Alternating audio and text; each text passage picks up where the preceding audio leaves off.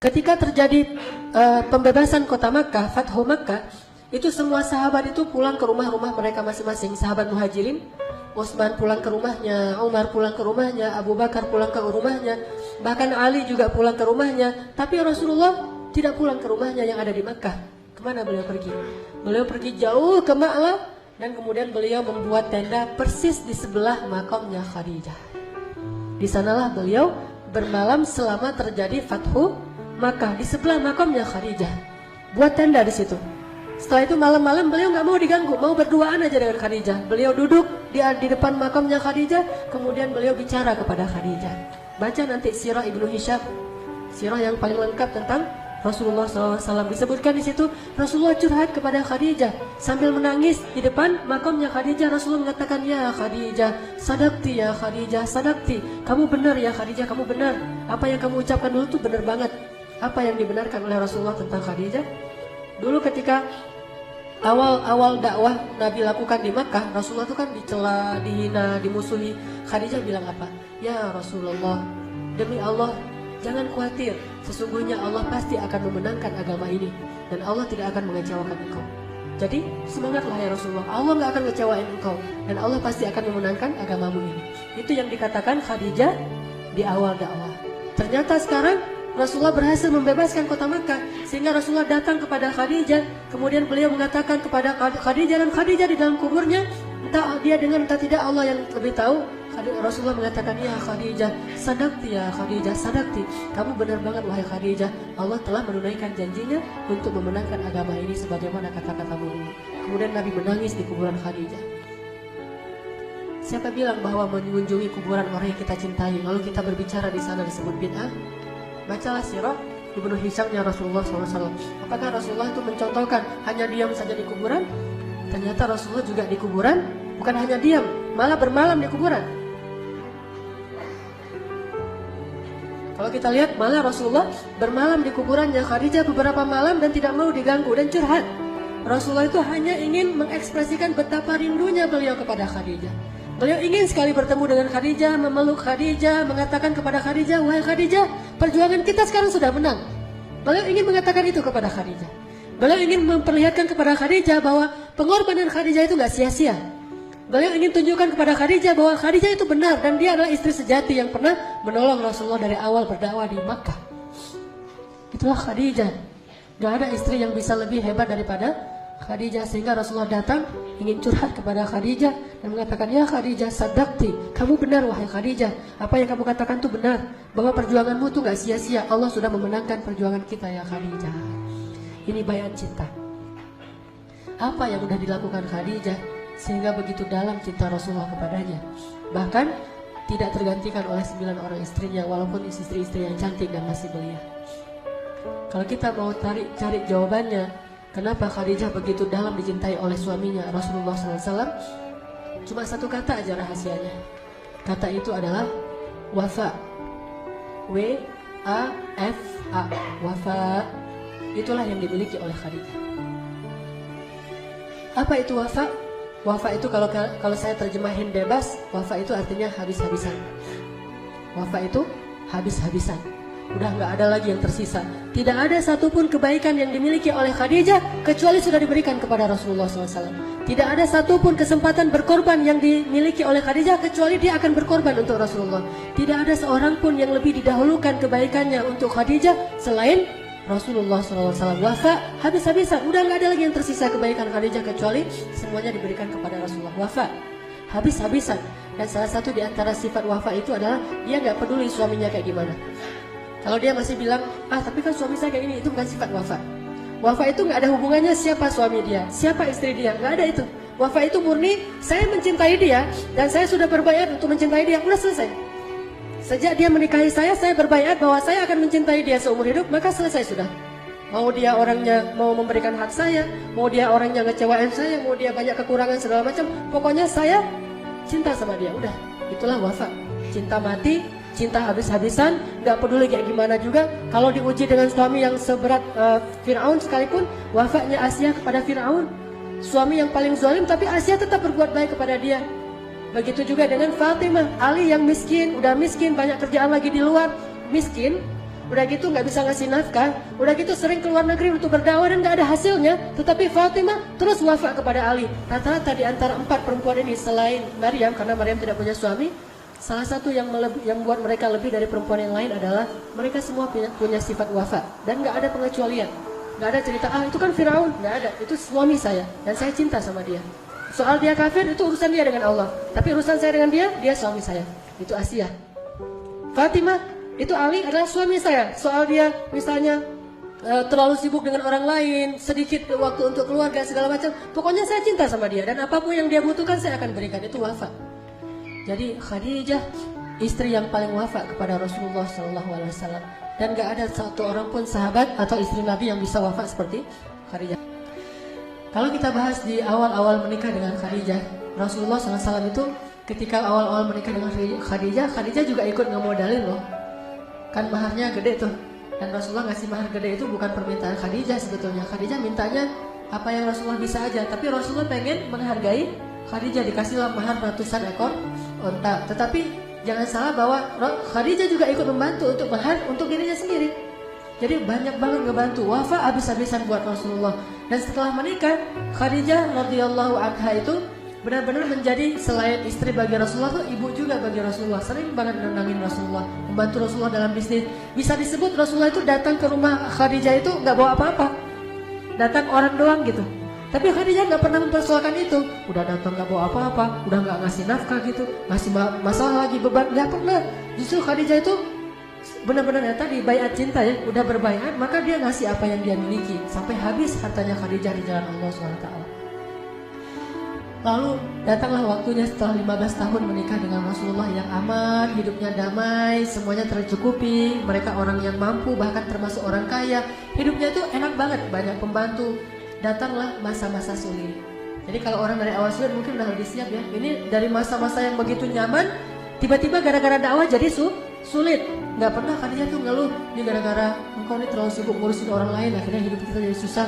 Tuh lihat anak-anak terlantar segala macam. Nggak pernah sama sekali memberatkan suaminya. Benar-benar mendukung habis-habisan 100% all out kepada Rasulullah SAW. Akhirnya Nabi naik ke Gua Hira. Berminggu-minggu habis bekalnya datang lagi cuma semalam doang di rumah. Besok berangkat lagi ke Gua Hira. Gak pernah Khadijah bilang ngapain sih lama-lama di sana, udah aja di rumah. Tafakur kan bisa di kamar juga, bisa sambil di atas saja dah segala macam. Gak ada tuh, support aja. Suaminya datang, Khadijah bekalku habis, disiapkan lagi sama Khadijah, naik lagi tuh. Berminggu-minggu datang lagi sampai setelah beberapa bulan, di bulan Ramadan baru turun ayat pertama Iqra bismi rabbikal ladzi khalaq. Sejak saat itu Nabi ketakutan turun dari Gua Hira, tiba-tiba Jibril lagi tuh ya. Pas Nabi keluar dari Gua Hira, diinin sama Jibril, dipanggil sama Jibril, terus Jibril tuh mau menampakkan wujud aslinya di langit dunia itu. Semua langit itu penuh dengan wajah Jibril. Bayangin aja malaikat segede itu ngelongok gitu kan ya. Bumi cuma sekelereng kan bagi dia kan, bagi malaikat. Terus ngelihat gini tuh gimana tuh. Semua seantero cakrawala dilihat itu wajah Jibril. Terus manggil lagi tuh, ya Muhammad kan. Wah suaranya tuh langsung Nabi ngelihat kemanapun ngelihat ada wajah Jibril. Terus kata Jibril, jangan lari ya Muhammad, jangan lari. Aku Jibril, kamu Rasulullah, lagi kenalan. Cuma cara kenalannya gitu amat ya. Lagi kenalan, aku ini Jibril ya Muhammad, kamu itu Rasulullah. Rasulullah lari. Bahkan bayangin aja, Gua Hira itu kan curam banget tuh. Turun nggak usah lari, jalan aja susah. Gimana turunnya lari, coba gimana ngebayang itu. Saya nggak bisa kebayang pas saya umroh ngeliat Gua Hira kayak gini curamnya. Terus Nabi turun lari karena disamperin Jibril pengen kenalan. Itu kayak gimana tuh turunnya, luar biasa, keadaran kan. Turun sampai ngos-ngosan, di rumah ketok pintu langsung tadi dipeluk sama Khadijah. Khadijah nenangin. Setelah Rasulullah bangun istirahat, Khadijah tanya, ya suamiku ada apa? Kata Rasulullah, ada kejadian aneh, tiba-tiba datang sosok makhluk yang luar biasa besarnya, wajahnya memenuhi langit segala macam. Aku nggak tahu ini kenapa dengan aku akhir-akhir ini gitu. Dan dia berpesan Iqra bismi rabbikal ladzi khalaq. Akhirnya Khadijah bilang, yuk kita ketemu dengan sepupuku Waraqah, ulama Nasrani yang ada di Makkah. Yuk kita ketemu dengan dia banyak ilmu. Dianterin sama Khadijah ke Waraqah. Terus ketemu dengan Waraqah, ngomong dengan Waraqah, ya Waraqah apa yang terjadi pada suamiku? Akhirnya Waraqah bilang, itu namus. Namus itu bahasa Ibrani untuk Jibril. Itu namus yang pernah mendatangi Musa dan Isa. Kalau dia datang lagi jangan lari wahai Muhammad. Sesungguhnya dia adalah pembawa wahyu. Berarti engkau adalah nabi yang terakhir yang kami tunggu-tunggu. Aduh hai seandainya hidupku masih lama, aku pasti akan menolongmu ketika orang-orang memusuhimu nanti, kata Waraqah. Setelah beberapa lama kemudian, kurang dari 1 tahun, entah beberapa hari, Waraqah meninggal dunia. Khadijah makin yakin kan kalau suaminya adalah utusan Allah, bahagia banget Khadijah, mendukung banget. Tapi dia tahu resiko kayak yang disampaikan Khadijah oleh Waraqah. Apa kata Waraqah diam-diam kepada Khadijah? Ya Khadijah, suamimu itu akan mendapatkan banyak sekali masalah, maka beradalah terus di sisinya. Kata Khadijah, saya menjadi fida itu tebusan gitu. Kalau ada apa-apa saya duluan yang akan ngadapin. Ya Waraqah, saya akan membantu suami saya hidup dan mati. Ini baiat cintanya Khadijah. Tahu resiko jadi seorang nabi.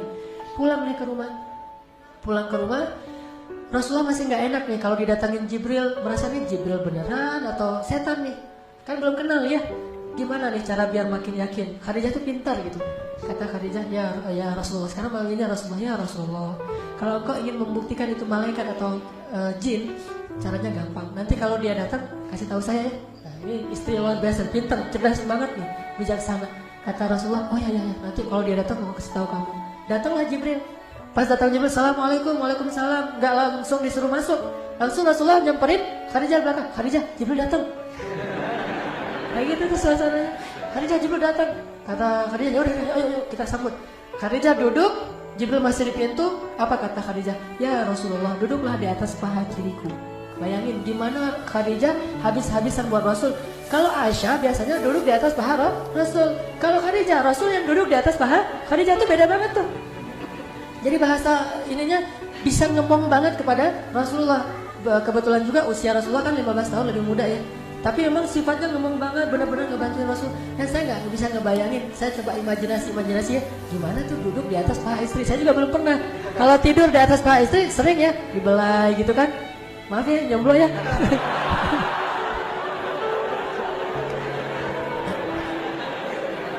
Pulang dari Al-Latif, udah ngomong dua sesi taklim, sesi tarbiyah, capek banget pulang, mau tidur di atas paha istri dibelai-belai gitu, tuh enak banget loh. Tiba-tiba bangun udah azan subuh kan, luar biasa tuh. Rasulullah duduk di atas paha Khadijah, di atas paha kirinya.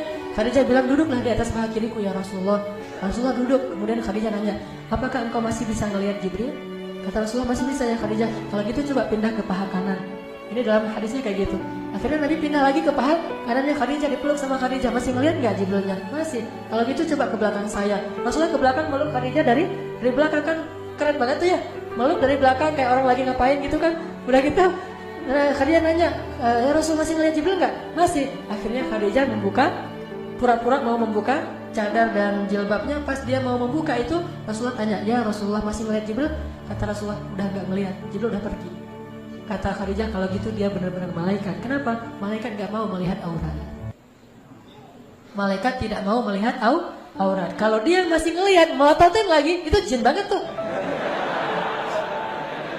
Kan cerdas banget ya Khadijah ya. Cara nguji mana malaikat, mana jin. Jadi yang senang ngelihat melototin yang gitu-gituan, itu jin. Kalau malaikat gak senang yang gitu-gituan. Jadi kalau kita pengen nih, yang cewek-cewek nih pengen doanya mustajabah, diaminkan oleh malaikat, kemana dia pergi dinaungin malaikat, berarti muhajabah, tutuplah auratnya, karena malaikat gak mau dekat dengan orang yang membuka aurat. Kenapa? Malaikat itu sangat terjaga.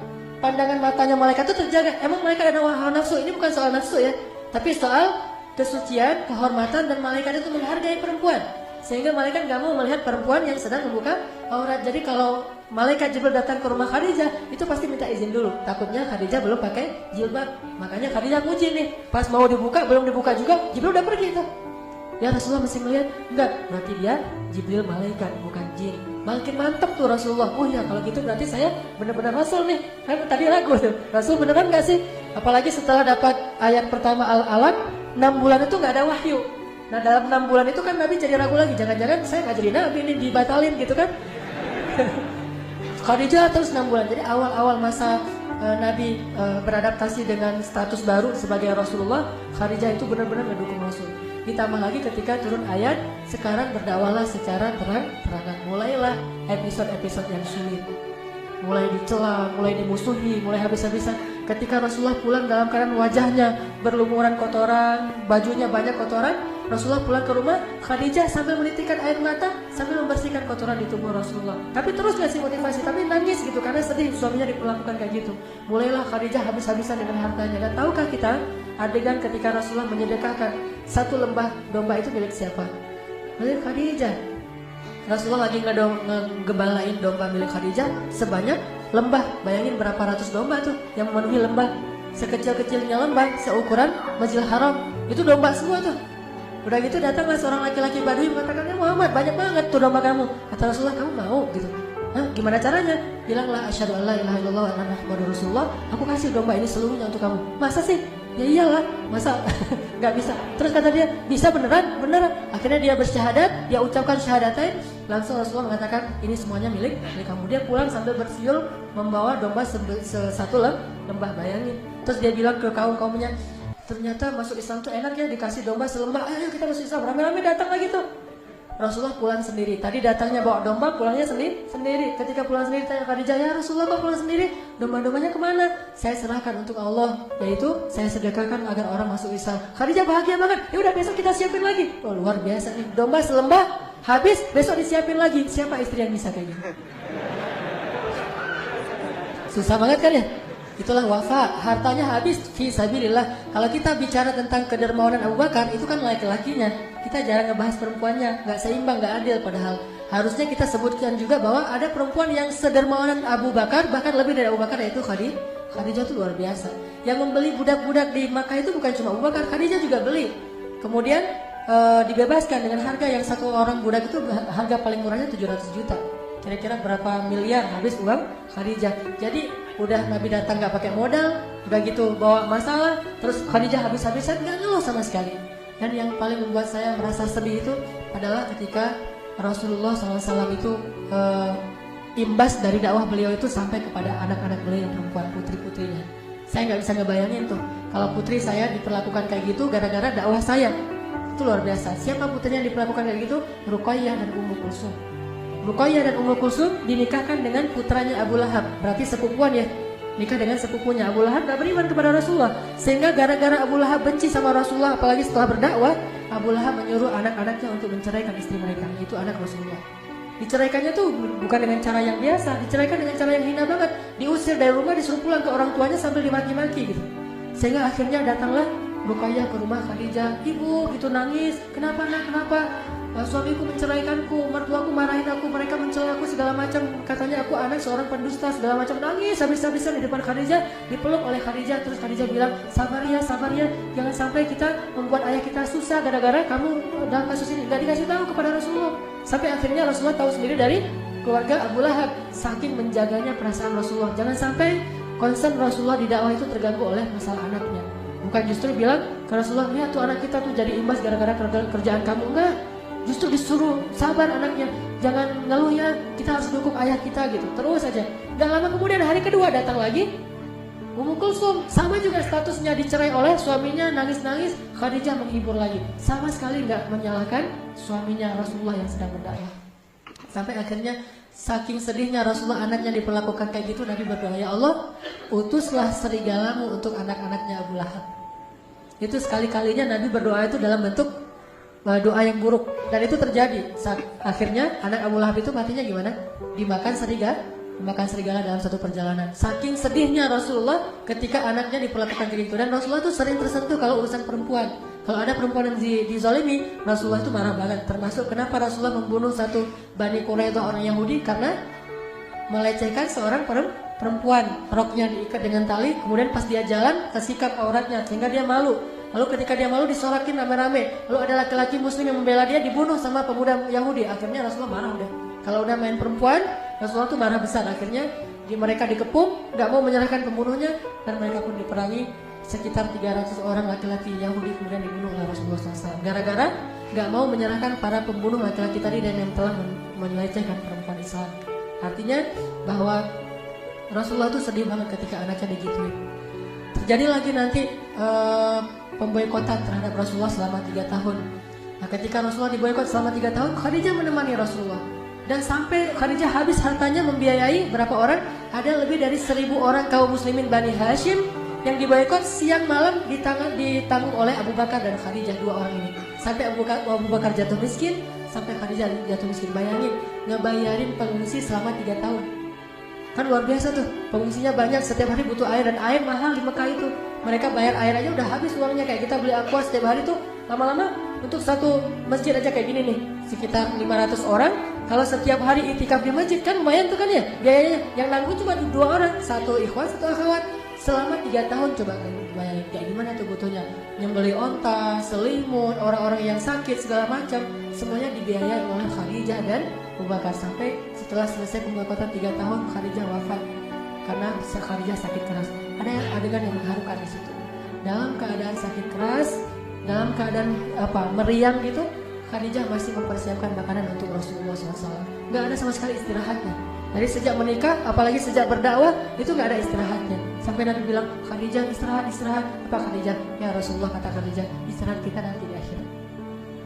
Istirahat kita nanti di akhirat. Perjuangan banget, berdua nih berjuang habis-habisan. Kalau bisa disebut, Islam ini adalah hasil pengorbanan Abu Bakar dan Khadijah, selain Rasulullah pastinya. Islam itu yang kita sekarang nikmati ini adalah hasil perjuangan seorang perempuan yang luar biasa, Khadijah. Ya Rasulullah, istirahat kita nanti di akhirat. Dan benar-benar istirahatnya di akhirat. Gak ada istirahatnya, sakit pun meriang. Dan itu bukan sakit biasa, sakit menjelang wafat. Itu kan sakit yang paling parah tuh. Kalau kata Rasul, sakit yang tidak ada obat, sakit menjelang wafat. Itu nyiapin makanan. Sampai Allah sayang banget sama Khadijah, gak tega ngeliat Khadijah gitu. Akhirnya ngutus Jibril, ya Jibril turunlah untuk Khadijah. Turun Jibril untuk Khadijah. Apa kata Jibril? Assalamualaikum ya Rasulullah. Rasulullah baru datang. Kata Jibril, ya Rasulullah, tolong nanti kalau Khadijah datang bawa makanan, bilang ke Khadijah, Allah menitipkan salam untuk Khadijah. Allah sendiri yang nitipin salam buat Khadijah. Dan Jibril juga nitipin salamnya. Jangan lupa ya, Jibril nitipin salam tuh untuk Khadijah. Saking kagumnya Jibril kepada Khadijah, dia pengen nama dia juga disebutin. Jibril juga nitipin salam kepada Khadijah. Ya wahai Jibril. Kemudian Jibril pergi, datanglah Khadijah membawa makanan itu sambil gemetar gitu karena udah mau meninggal, udah sakit banget. Ditaruh di depan Rasulullah sambil tersenyum. Ya Rasulullah, makan Rasulullah, ada apa lagi? Terus melayani Rasulullah wafat. Udah gitu Rasulullah mengatakan, dia Khadijah. Baru aja Jibril pulang. Ada apa ya Rasulullah? Kata Jibril, Allah menitipkan salam untukmu. Tahukah kita apa maknanya? Kalau Allah udah nitipin salam, itu tandanya dia mau kembali kepada Allah. Itu pertanda Allah udah kangen banget sama Khadijah dan pengen segera mengambil Khadijah ke sisinya. Allah nitipin salam kepadamu ya Khadijah. Jibril juga menitipkan salam langsung. Khadijah menangis terharu dan sedih sekaligus. Terharu karena pengen ketemu Allah yang dia cintai, tapi sedih harus meninggalkan kekasihnya sendiri sementara perjuangan belum selesai. Coba gimana tuh? Perjuangan belum selesai, tapi dia udah harus pergi karena usianya berselang 15 tahun. Dan ketika Khadijah wafat, Khadijah usianya 65 tahun, udah gak bisa lagi menemani Rasulullah, udah selesai. Tugasnya Khadijah udah selesai, sementara Nabi masih harus berjuang. Sehingga Khadijah nangis, ya Rasulullah, kalau saya pergi gimana dengan engkau? Ya Rasulullah, gimana dengan engkau? Melebihi sedihnya Abu Thalib ketika meninggal karena menyisakan anaknya yang belum selesai ponakannya yang belum selesai dakwah. Khadijah sedih banget karena harus pergi sebelum bisa menemani Rasulullah sampai di ujung perjalanan. Akhirnya berdua sedih, nggak jadi makan tuh, nangis saja berdua sama Rasulullah. Ya Rasulullah, gimana nih kalau saya meninggal sementara engkau masih sendiri? Rasulullah menghibur Khadijah. Lalu selang beberapa hari kemudian Khadijah meninggal. Rasulullah sangat sedih di hari meninggalnya Khadijah, diurus sendiri semuanya sampai ke kuburannya. Dan tahun itu Rasulullah benar-benar terpukul. Dikenallah tahun itu dengan nama tahun duka cita. Meninggallah pejuang sejatinya Rasulullah SAW. Abu Thalib meninggal selang beberapa minggu kemudian meninggal yang paling dicintai Rasulullah, yaitu Khadijah. Sementara Rasulullah masih punya bayi yang masih kecil banget dan insya Allah nanti suatu saat akan persis seperti Khadijah hiburan buat Rasulullah. Siapa dia? Fatimah. Akhirnya datanglah seorang perempuan yang kasihan melihat Rasulullah yang sedih sendiri, bayinya masih kecil banget, anaknya banyak, namanya Saudah, nenek-nenek juga. Ya Rasulullah, nikahi saya, biar saya urus anak-anakmu. Dinikahilah oleh Rasulullah Saudah. Itu istri pertama beliau sejak Khadijah wafat. Lalu itulah sebabnya Rasulullah gak bisa ngelupain Khadijah banget. Sampai ketika Fathu Makkah, Rasulullah mengatakan, ya Khadijah, perjuangan kita sudah berbuahkan hasil. Benar kata-katamu wahai Khadijah, engkau benar, Allah akan memberikan kemenangan bagi agama ini. Inilah wafatnya Khadijah kepada suaminya. Ibu-ibu, belajar dan ajarkan ini kepada putri-putri kita. Istri yang sejati itu adalah istri yang bisa wafat habis-habisan buat suami. Gak ada pengecualian. Suami saya begini, gak ada pertanyaan kayak gitu. Terus saja. Karena kata Nabi apa? Siapa yang wafat kepada manusia, maka Allah wafat kepada dia. Apa wafatnya Allah kepada Khadijah? Kata Allah dalam hadis Jibril tadi saya lupa ngatain, bahwa Allah berpesan kepada Rasulullah, wahai Muhammad, sampaikan kepada Khadijah, Allah sudah menyediakan untuk Khadijah ribuan istana di dalam surga, dan di dalam istana itu dia punya banyak pembantu sehingga tidak ada lagi rasa lelah dan letih di dalam istana itu. Khadijah selama ini udah letih selama 10 tahun menemani Rasulullah, sekarang sudah tidak ada lagi letih. Seperti kata Khadijah, ya Rasulullah, istirahat kita nanti